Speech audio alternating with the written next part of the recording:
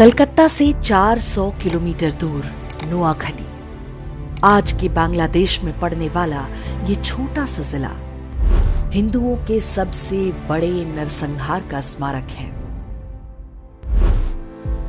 वो शरद पूर्णिमा का दिन था। बंगाली हिंदू इस दिन पारंपरिक रूप से माता लक्ष्मी की पूजा करते हैं। इसे बंगाल में कोजागरी पूजा के नाम से जाना जाता है। 10 अक्टूबर वर्ष 1946, स्थान नोआखली, बंगाल। सूफी दरगाह दायरा शरीफ के खादिम पीर गुलाम सरवर ने 20,000 मुसलमानों को संबोधित करते हुए कहा, अपने खेतों में तुम जो चावल उगाते हो उसे कौन खाता है? हिंदू खाते हैं। हिंदुओं की औरतें सुंदर क्यों होती हैं? क्योंकि उन्हें अच्छा खाना मिलता है। हमारी औरतें बीमार पड़ती हैं तो उन्हें अपने हाथों से कौन टटोलता है? हिंदू डॉक्टर। सामने नाराए तकबीर, अल्लाहू अकबर चिल्लाती हजारों मुसलमानों की भीड़ थी। कसम खाई गई कि नोआखली में हर काफिर और कुफ्र के हर निशान को मिटा दिया जाएगा। बिल्कुल वैसे ही जैसे लगभग 2 महीने पहले कलकत्ता में डायरेक्ट एक्शन डे के नाम से हुआ था। कलकत्ता की ही तरह हाथों में चाकू और गंडासे लिए जिहादी भीड़ ने चुन चुन कर हिंदू पुरुषों को मारना और हिंदू महिलाओं से बलात्कार शुरू कर दिया। हिंदुओं की दुकानों और मकानों में आग लगाया जाने लगा। हिंदुओं से कह दिया गया था कि जिंदा रहना है तो उन्हें इस्लाम कबूलना होगा। जस्टिस जीडी खोसला ने भारत के विभाजन पर अपनी पुस्तक स्टर्न रेकनिंग में लिखा है, भीड़ ने नारायणपुर के जमींदार सुरेंद्र नाथ बोस के मकान पर हमला बोला। वे परिवार के साथ छत पर चले गए। दंगाइयों ने घर में आग लगा दी। घर जलने लगा तो सुरेंद्र बाबू ने छत से छलांग लगा दी। वे दंगाइयों के सामने ही गिरे। उन्मादी मुसलमानों ने उनके शरीर के टुकड़े टुकड़े कर डाले और उनका कटा हुआ सिर पास में ही खड़े पीर गुलाम सरवर को भेंट किया। ऐसा नहीं है कि नोआखली के हिंदुओं ने प्रतिरोध नहीं किया। हिंदू महासभा के नेता और वकील राजेंद्र लाल रॉय चौधरी ने लोगों को संगठित करके संघर्ष का प्रयास किया, लेकिन वे सफल नहीं हो पाए।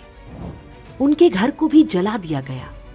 मजहबी दंगाई राजेंद्र लाल रॉय चौधरी को अपने साथ ले गए। बाद में उनका कटा हुआ सिर सूफी गुलाम सरवर को पेश किया गया। उनकी 2 बेटियों को मौलवियों ने आपस में बांट लिया। कलकत्ता में डायरेक्ट एक्शन डे के विरोध में गोपाल पाठा ने हथियार उठाया था। उनका प्रतिरोध सफल रहा था क्योंकि कलकत्ता में हिंदुओं की जनसंख्या अधिक थी, जबकि नोआखली में हिंदू मात्र 20% थे, जबकि मुसलमान 80% थे। तब जो नोआखली में हुआ वो आज हम कश्मीर से लेकर केरल और कैराना तक में आए दिन देखते हैं। 10 अक्टूबर 1946 को शुरू हुआ ये हिंदू नरसंहार चलता रहा और बाकी देश में किसी को कुछ भी पता नहीं चलने पाया। 15 अक्टूबर को नोआखली नरसंहार की सूचना दिल्ली पहुंची। 17 अक्टूबर को गांधी जी ने प्रतिक्रिया देते हुए कहा, हिंदू महिलाओं को मरने की कला सीखनी होगी। बलात्कारी के सामने झुकने से अच्छा है कि वे अपने हाथों से अपना गला घोंटकर या जीभ दांतों में दबाकर मर जाएं। गांधी के इस असंवेदनशील बयान से पूरे देश में हिंदुओं में कड़ी प्रतिक्रिया हुई। इसलिए अगले दिन उन्होंने प्रार्थना सभा में अपने विचारों को और भी स्पष्ट करते हुए कहा, कल मैंने कहा था कि हिंदू महिलाएं अपना गला घोंटकर या जीभ दांतों से काट कर मर जाएं, लेकिन मुझे बताया गया है कि ऐसा करने से आत्महत्या संभव नहीं है। ऐसे में मैं हिंदू महिलाओं को जहर खाने की सलाह दूंगा। मैंने सुना है कि योग क्रिया से भी आत्महत्या की जा सकती है। मैं पता करूंगा कि ऐसा कैसे किया जा सकता है। नोआखली में हिंदू मारे जा रहे थे। अहिंसा और शांति के पुजारी गांधी जी हिंदू महिलाओं को आत्महत्या करने के नए नए उपाय बता रहे थे। नोआखली और आसपास के क्षेत्रों में जिहादी निर्वस्त्र हिंदू महिलाओं के जुलूस निकाले जा रहे थे, लेकिन गांधी शांति और अहिंसा की अपनी विकृत धारणा का सार्वजनिक प्रदर्शन पूरी निर्लज्जता से करते रहे। 19 अक्टूबर को कलकत्ता के अमृत बाजार पत्रिका में एक समाचार छपा जिसमें नोआखली के विभूति भूषण दास के हवाले से शीर्षक दिया गया, वी ऑल हैव बिकम मुस्लिम। इसमें बताया गया कि नोआखली में अधिकांश हिंदू पुरुषों को काट डाला गया है, महिलाओं और बच्चों को जबरन मुसलमान बना दिया गया, उन्हें गोमांस खिलाया जा रहा है और 5 वक्त नमाज पढ़ने का आदेश दिया गया है। बंगाल के तत्कालीन गवर्नर ने भी अपनी रिपोर्ट में इसकी पुष्टि की। नोआखली में जिन पुरुषों की हत्या की गई, उनकी विधवाओं का निकाह उनके ही पति के हत्यारे के साथ पढ़वाया गया। बूढ़े मौलवियों की गिद्ध दृष्टि छोटी बच्चियों पर थी, जिन्हें वे अपनी हवस का शिकार बना सकें। गांधी के कहने पर कांग्रेस के तत्कालीन अध्यक्ष आचार्य कृपलानी और उनकी पत्नी सुचेता कृपलानी नोआखली के दौरे पर गईं।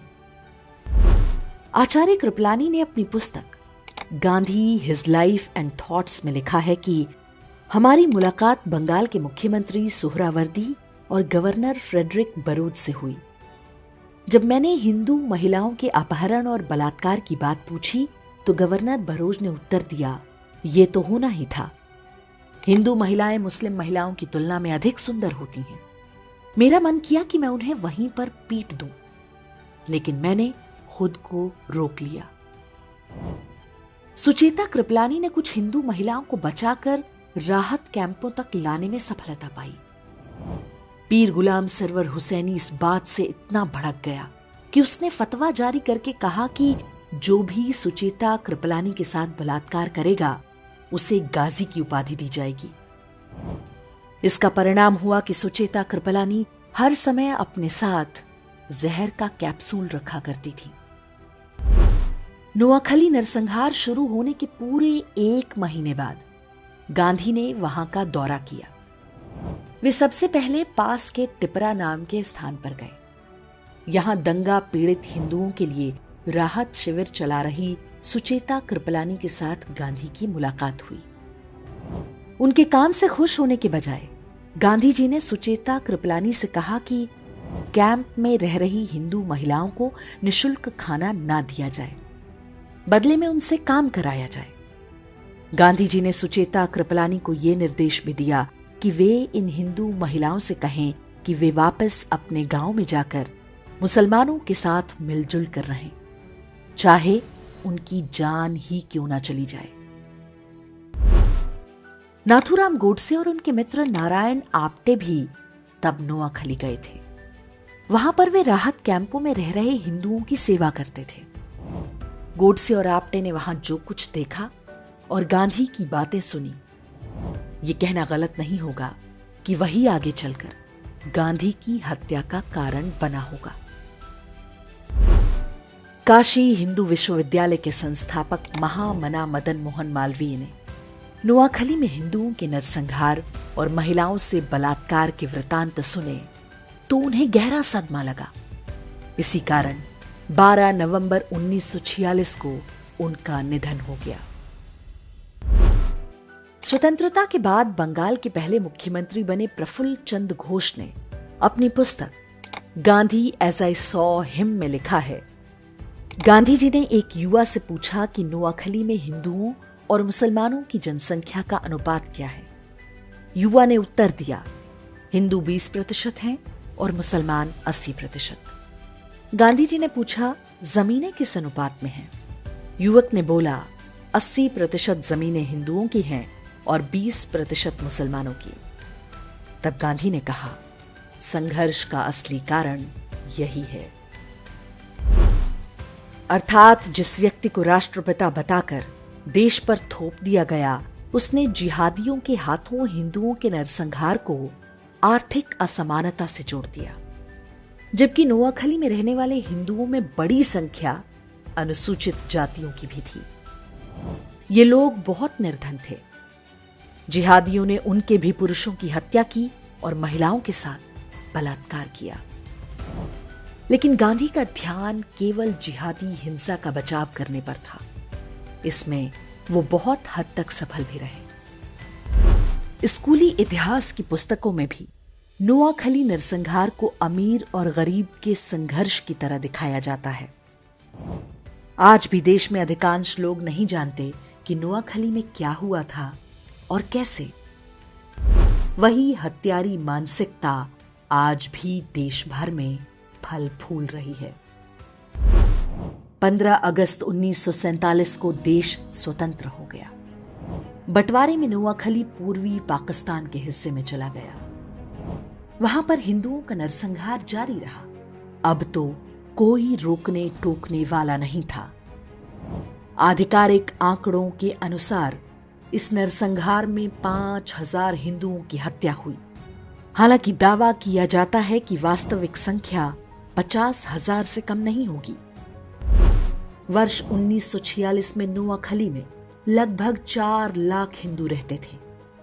उनमें से 95% को बलपूर्वक इस्लाम कबूल करना पड़ा। शरद पूर्णिमा या कोजागरी के दिन माता लक्ष्मी के 8 रूपों की पूजा की जाती है। इन्हें अष्टलक्ष्मी कहते हैं।